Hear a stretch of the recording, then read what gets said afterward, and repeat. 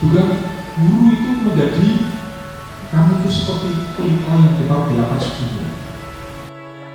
Nah, di sini akan ada program bersama Save the Children. Save the Children itu lembaga non-profit yang didirikan tahun 1919. Jadi waktu zaman Perang Dunia Pertama.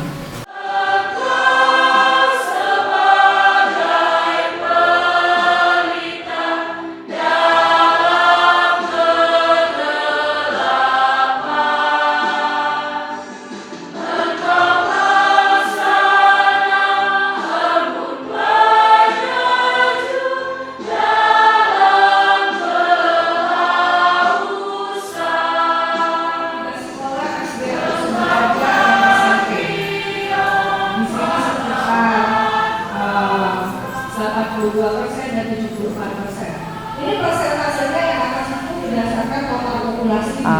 Dari organisasi tempat saya bekerja, kami ada program pemberdayaan di beberapa wilayah Kabupaten Ketapang, di 5 kecamatan, salah satunya RUPAS. Lalu saya datang ke gereja dan berkenalan dengan Romo Made.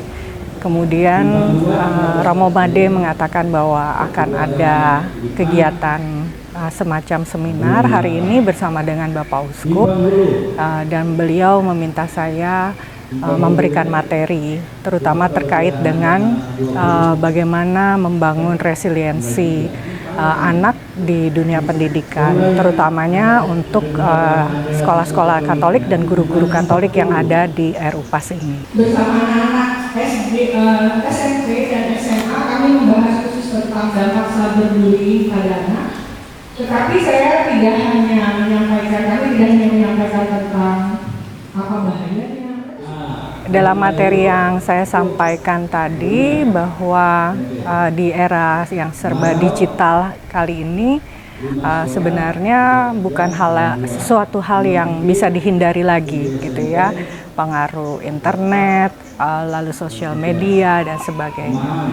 Tetapi yang lebih penting adalah bagaimana kita merespon atau menyikapi, terutama dalam pendampingan dan pembinaan anak-anak yang ada di RUPAS ini. Bagaimana mereka bisa tumbuh menjadi anak yang tangguh, punya daya lenting yang baik, seperti tadi saya menyampaikan analogi pohon gitu ya, pohon dengan akar yang kuat, batang yang besar sehingga dia bisa menghasilkan buah yang baik.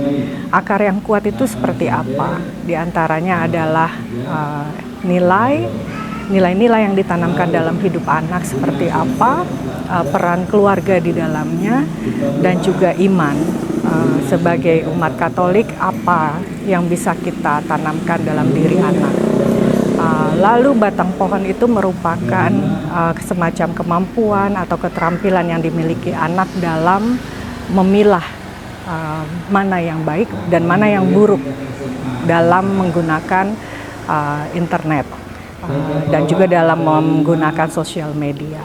Ketika akar kuat dan batang juga besar, dalam arti memiliki kemampuan dan keterampilan yang besar, yang baik, maka ia akan menghasilkan buah yang baik juga. Di antaranya buah-buah itu adalah menjadi anak yang tahu membedakan apa yang baik dan buruk, lalu bertanggung jawab, dan dia juga bisa menjadi anak yang tumbuh tidak hanya mengikuti arus, tetapi dia bisa tumbuh dengan karakter yang lebih baik, yang penuh pendirian dan mampu mengatakan tidak terhadap pengaruh-pengaruh buruk dari internet.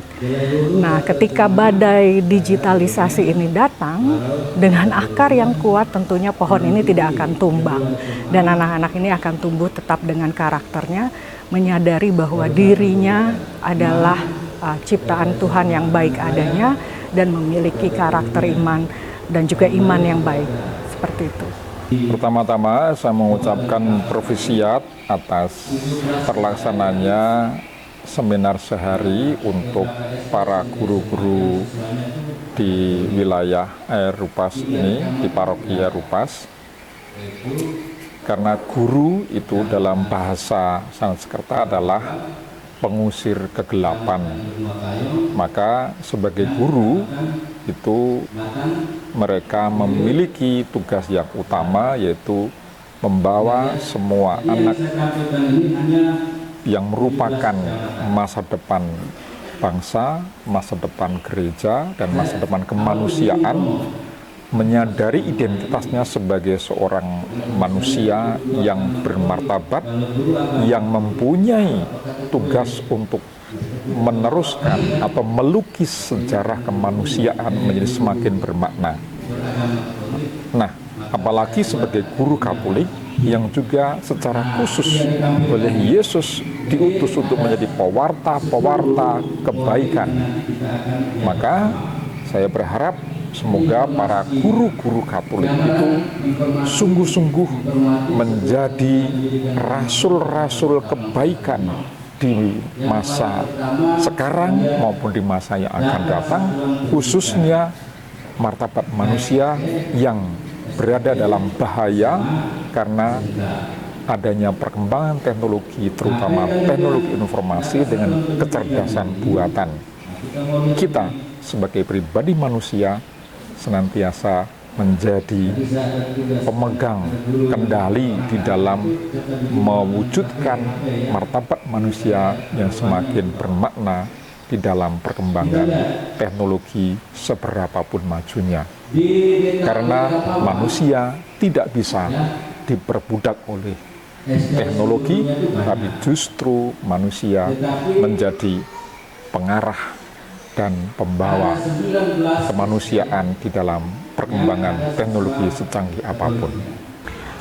Terkait untuk guru-guru yang ada di Aeropas, tadi ada dalam sesi saya juga menyampaikan satu buah pertanyaan. Apa yang Ibu Bapak ingat selama Ibu Bapak sekolah? Guru apa yang paling Bapak Ibu guru ingat gitu ya semasa dia sekolah? Guru yang seperti apa? Dan semua menjawab adalah karakter gurunya yang tegas gitu ya, yang memberi inspirasi, dan juga ada guru yang galak gitu. Tetapi semua tidak ada yang menjawab mata pelajaran yang diajarkan oleh guru itu. Bukan berarti anak tidak mengingat mata pelajarannya, tetapi apa yang membekas dalam diri anak atau hidup anak ternyata adalah keteladanan. Nilai-nilai yang ditanamkan oleh guru itulah yang diingat.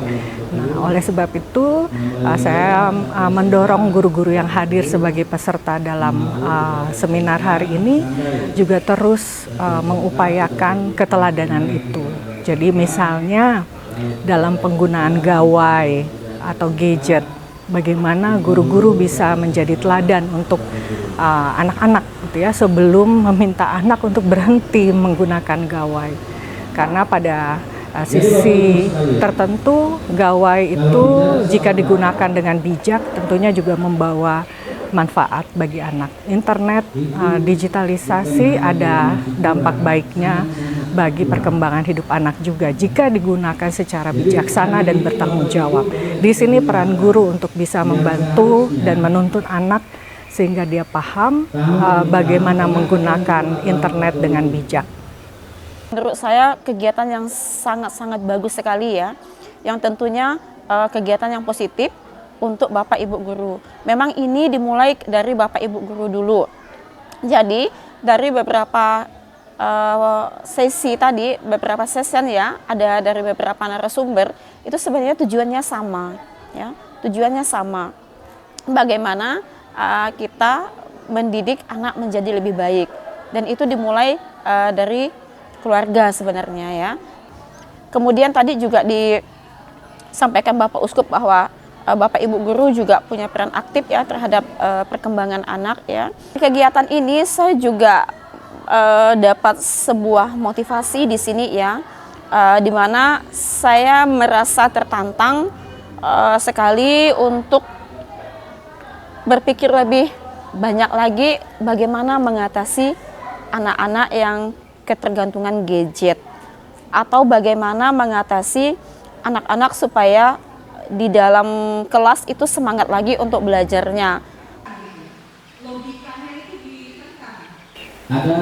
Dalam konteks gereja keuskupan Ketapang, kita melihat bahwa jumlah anak-anak terutama yang masih di tingkat sekolah dasar dan sekolah menengah itu cukup tinggi.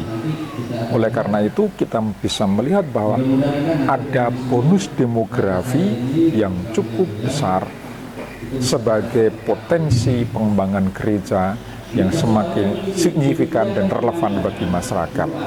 Oleh karena itu saya yakin, saya juga optimis dan berharap bahwa anak-anak kita yang dibekali dengan ketangguhan iman yang memadai akan bisa menjadi pembawa kebaikan, pembawa kedamaian di dalam kehidupan kemanusiaan yang seringkali digelapkan oleh berbagai macam moralitas yang dikaburkan oleh banyak hal-hal yang bisa membuat manusia menjadi tidak kenal dengan dirinya sendiri. Maka saya yakin ketika kita membekali anak-anak kita dengan kepribadian yang tangguh, watak dan karakter yang kuat, khususnya iman dan harapan serta kasih yang mendalam kepada anak-anak dalam Yesus Kristus, kita akan menjadi gereja yang membawa dan mengawal kehidupan kemanusiaan dan bangsa ini